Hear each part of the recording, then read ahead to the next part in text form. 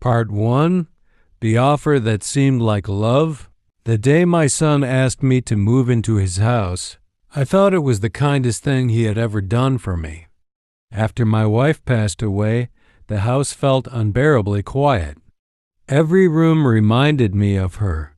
The kitchen where she used to hum while cooking, the porch where we drank coffee every morning, and the small garden she cared for like it was another member of the family. For months, I lived there alone. My son Daniel called occasionally, but he was always busy with work. His wife, Karen, rarely spoke to me at all. Still, I never blamed them. Life moves fast when you're raising kids and building careers. Then one evening Daniel came by unexpectedly. He sat across from me at the kitchen table, looking unusually serious. "Dad," he said, "I've been thinking. You shouldn't be living here alone anymore." I tried to smile. "I've managed fine for 40 years. "I know," he said, "but things are different now." His voice sounded concerned, the way a son should sound when he cares about his father. Then he said something that warmed my heart. "Why don't you move in with us?" For a moment I didn't know what to say. "Move in? With you?" "Yeah," Daniel said quickly. "We have the extra room. The kids would love having you around. And Karen agrees it's the right thing." That surprised me. Karen had never been particularly fond of the idea of extended family living together. Still, hearing that made me feel wanted. After months of loneliness, the thought of living with family again sounded like a blessing. 2 weeks later, I packed my things. I left the old house behind, the one I had shared with my wife for 37 years, and moved into Daniel's place across town. The room they gave me was small but comfortable. Karen showed it to me politely. "You'll have everything you need here," she said. Her smile was thin, but I told myself I was imagining things. Moving into someone else's home is always an adjustment. At first, things seemed fine. I helped around the house. I cooked dinner sometimes. I walked my grandchildren to the school bus in the mornings. The kids loved having me there. "Grandpa, tell us another story." They'd shout every evening. Those moments made everything worth it. But slowly, little things started to change. Karen stopped smiling altogether. Daniel became quieter around me. And there were conversations that suddenly stopped when I entered the room. One evening I overheard something that made me uneasy. Karen was talking in the kitchen. "I told you this would take time," she whispered. Daniel replied, "Just be patient." 3 months, she said. "That's all we need." My heart skipped. 3 months? For what? I tried to ignore it. Maybe they were talking about work, or the kids, or something completely unrelated. But the feeling in my stomach wouldn't go away. Something about the way Karen said those words sounded calculated. Then one morning, about 6 weeks after I moved in, Daniel sat down beside me at breakfast. "Dad," he said carefully, "we should probably talk about your house." "My house?" "Yeah, the one you moved out of." I frowned slightly. "What about it?" Karen looked up from her coffee and said something that made the room suddenly feel very cold. "Well, it doesn't make sense for it to just sit there empty." And in that moment, I started to realize that maybe my son hadn't asked me to move in out of kindness. Maybe there was another reason entirely, and I was about to find out what it was. Part 2, the first warning. Karen set her coffee cup down slowly. "Well, it doesn't make sense for your house to just sit there empty," she repeated. I looked at Daniel. He avoided my eyes. "What exactly are you suggesting?" I asked. Karen answered before he could. We were thinking it might be smart to sell it. Sell it. The words felt heavier than they should have. That house belonged to your mother and me for 37 years, I said quietly. Karen gave a small shrug. I understand that, but it's also a lot of maintenance for someone your age. Daniel finally spoke. She's not wrong, Dad. The roof needs repairs. Property taxes keep going up. I stared at him. 3 months ago, he told me to move in because he was worried about me living alone. Now he was talking like a financial advisor. I'm not planning to sell it, I said. Karen forced a polite smile. Of course. It's your decision. But something about the way she said it made my stomach tighten. Because it didn't sound like the end of the conversation. It sounded like the beginning of one. Over the next few weeks, the topic kept coming back. Casually. Almost like they were planting seeds. One night during dinner, Karen said, You know, houses in your neighborhood are selling fast right now. Another time, Daniel added, You could get a really good price if you listed it soon. Every time I gave the same answer. I'm not ready. At first, I thought they would eventually drop it. But instead, something else started happening. Small things. Subtle things. The kind that make you question your own comfort in someone else's home. Karen began making comments about space. It's getting crowded in here, she'd say. Or, the kids really need that extra room someday. That extra room was my room. One evening I came home from walking the dog and found Karen standing in the hallway outside my door. She looked startled when she saw me. Oh, she said quickly. I was just checking the window. I nodded slowly. But something about the way she stepped away made me uneasy. Later that night, I overheard another conversation.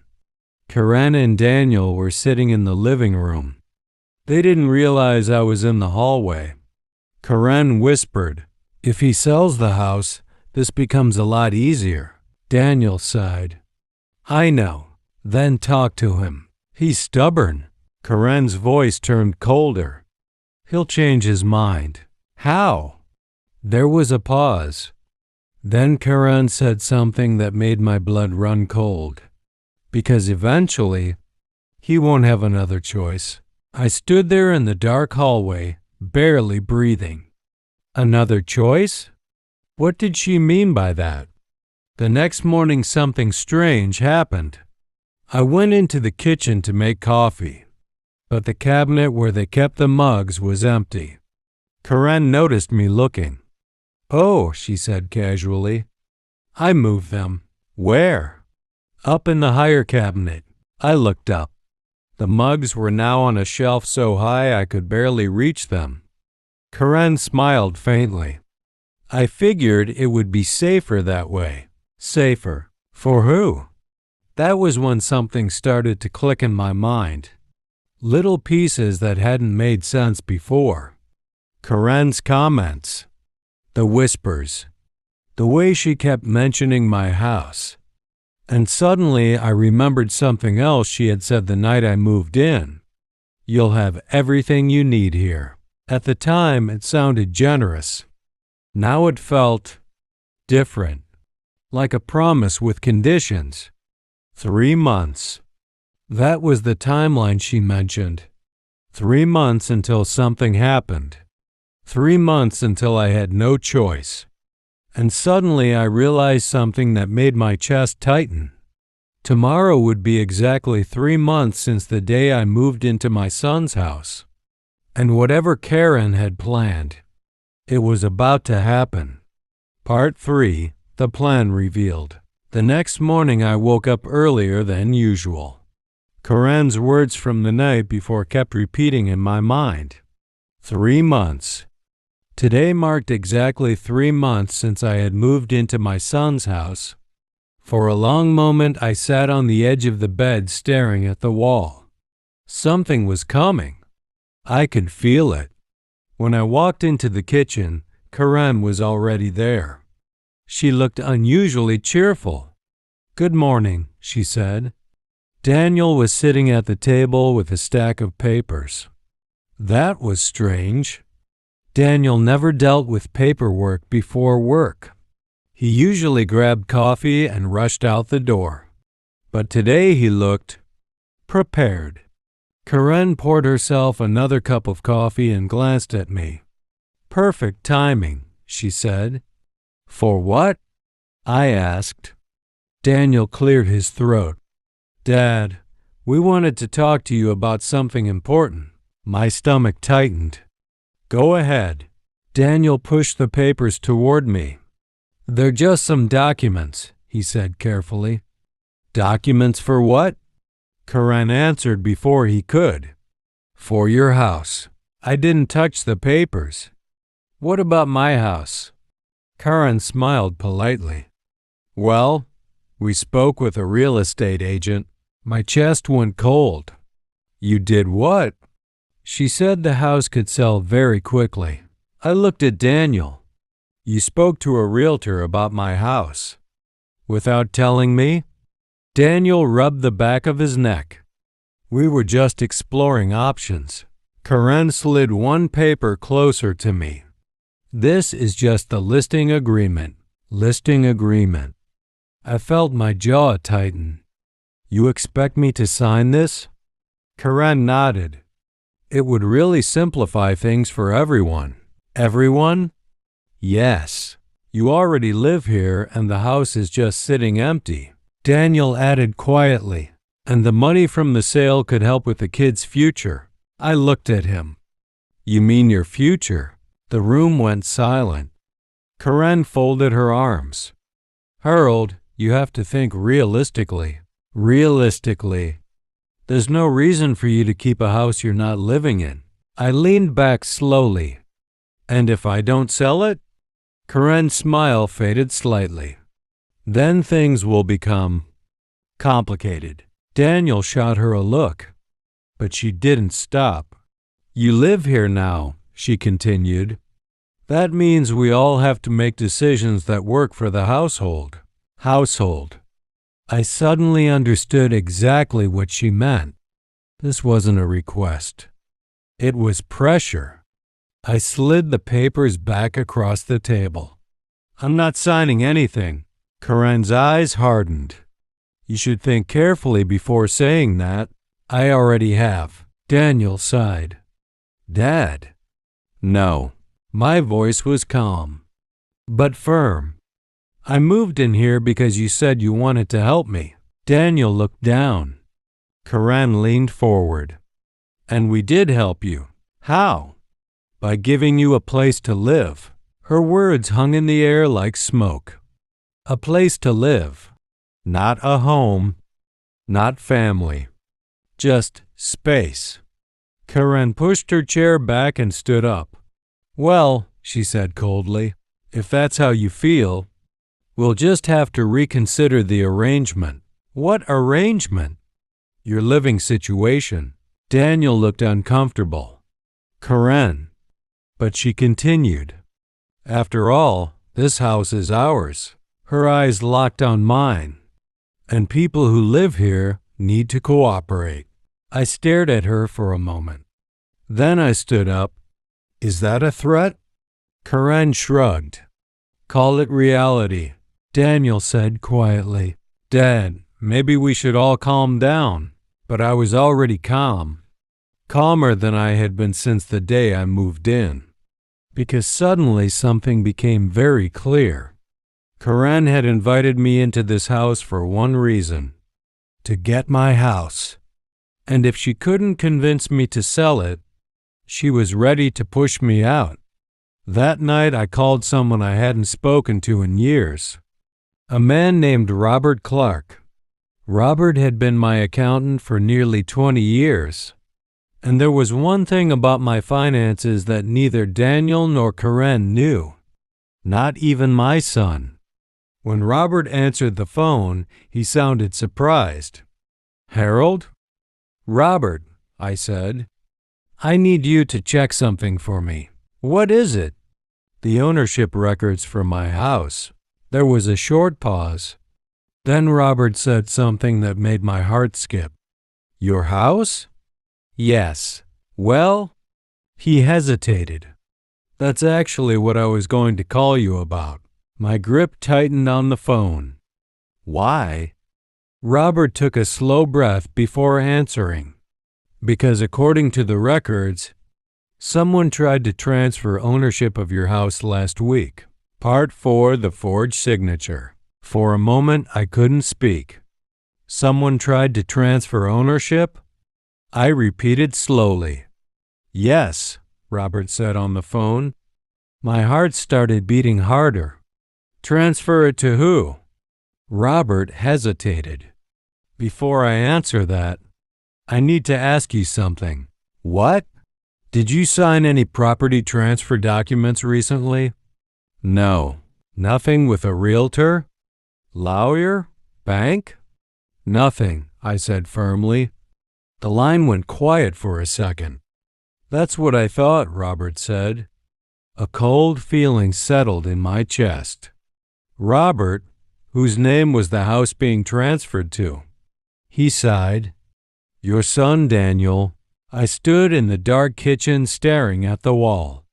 Daniel, my own son. Are you sure? I asked. Yes, Robert replied.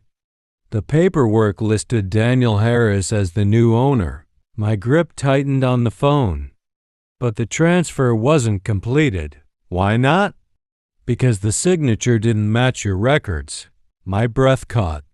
Someone forged my name? That's what it looks like. I felt a strange mix of emotions. Shock, anger, but mostly disappointment. Because suddenly everything Karen had said made sense. 3 months. Pressure to sell. The paperwork on the table. They weren't just trying to convince me. They were already trying to take it. Robert, I said quietly, can you send me copies of those documents? Already done. My phone buzzed. An email notification appeared.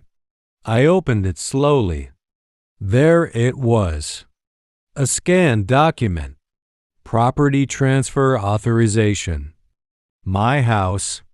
Signed with a name that looked like mine, but wasn't. I stared at the signature for a long time. Then Robert said something else. There's another detail you should know. What? The realtor who submitted the paperwork. My stomach tightened. Who? Karen Miller, Karen's maiden name. She had filed the documents herself. I closed my eyes for a moment. 3 months. That was her timeline. Moved me into their house. Convinced me to sell. And if that didn't work, take the house anyway. Robert, I said calmly. Yes? I need one more favor. What kind of favor?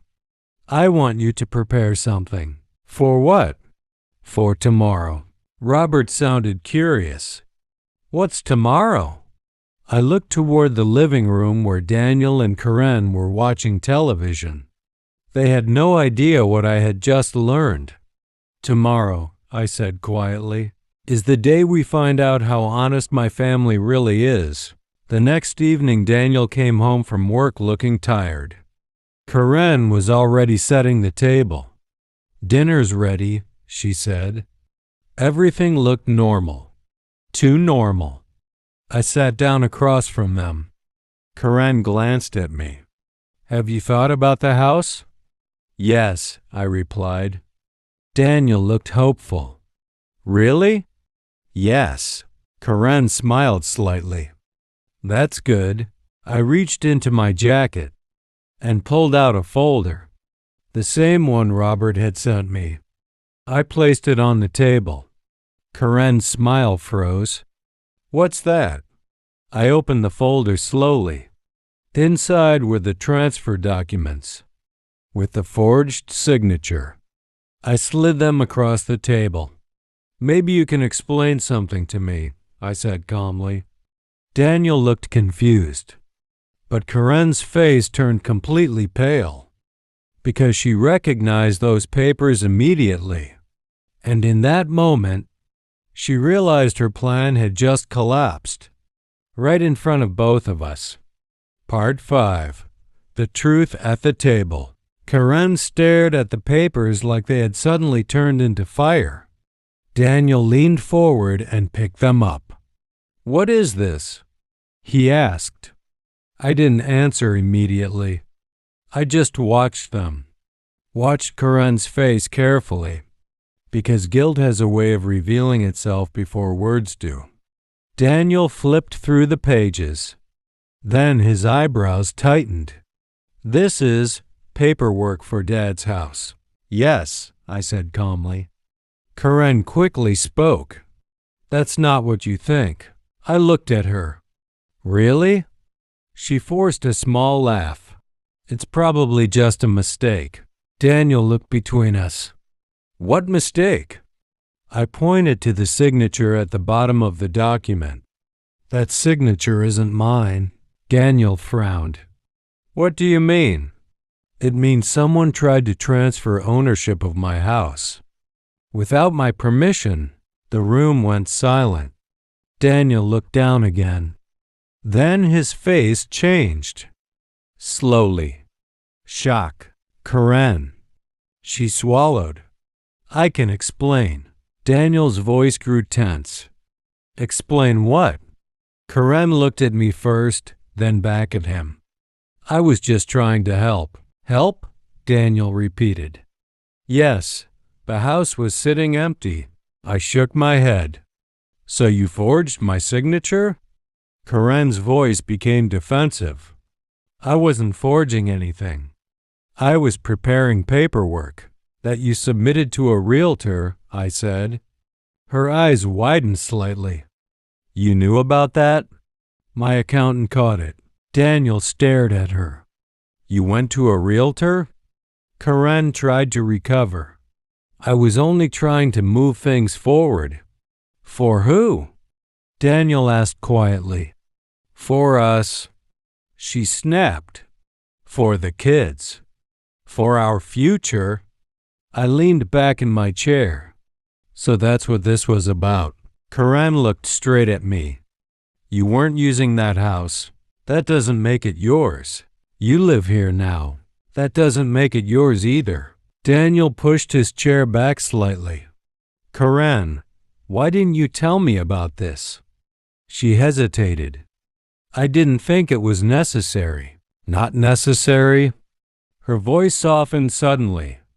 "I just wanted security for our family." Daniel stared at the papers, then at me, then at her, and the silence in the room grew heavier. Finally, Daniel spoke again. "Did you actually forge my dad's signature?" Karen didn't answer. That was answer enough. Daniel stood up slowly. "You could get into serious trouble for this." Karen looked shocked. "You're taking his side?" "My side?" I said quietly. "This isn't a side, Karen. This is the law." Karen's voice cracked slightly. "I was trying to protect our future." Daniel shook his head. "No, you were trying to steal his house." The word steal hung in the air like a hammer. Karen's face turned red. "You're overreacting." "No," Daniel said. "I'm finally seeing what's been happening." He turned to me. "Dad, I didn't know about this." I studied his face carefully. For the first time in months, he looked sincere. "I believe you," I said quietly. Karen looked between us in disbelief. "You can't seriously be blaming me for everything." Daniel looked at her. "Karen, you tried to take my father's house." She grabbed her purse from the counter. "This is ridiculous." Then she turned to me. "You think you've won something here?" I didn't respond, because I hadn't been trying to win. I had only been trying to understand the truth. Karen walked toward the door. But before leaving, she said one last thing. You'll regret turning your son against his own family. The door slammed behind her. The house fell silent. Daniel slowly sat back down. I'm sorry, Dad, he said. I nodded. I know. We sat there quietly for a moment. Then Daniel asked something that surprised me. Are you going to report her? I thought about it. I could. Forgery was a serious crime. But I shook my head. No. Daniel looked relieved. Why not? Because some lessons don't need courts. I stood up. Sometimes the truth is enough. I walked to the hallway to get my coat. Daniel followed me. Dad, where are you going? Home. But you live here. I looked at him for a moment, then smiled slightly. No, I just stayed here for a while, and after tonight, I knew exactly where I belonged. Back in my own house, where no one needed my signature to prove it. Daniel helped me carry my bags to the truck that night. For the first time in months, the silence between us felt honest. As I drove back to my own house, I realized something simple. Sometimes losing a place to stay helps you find where you truly belong.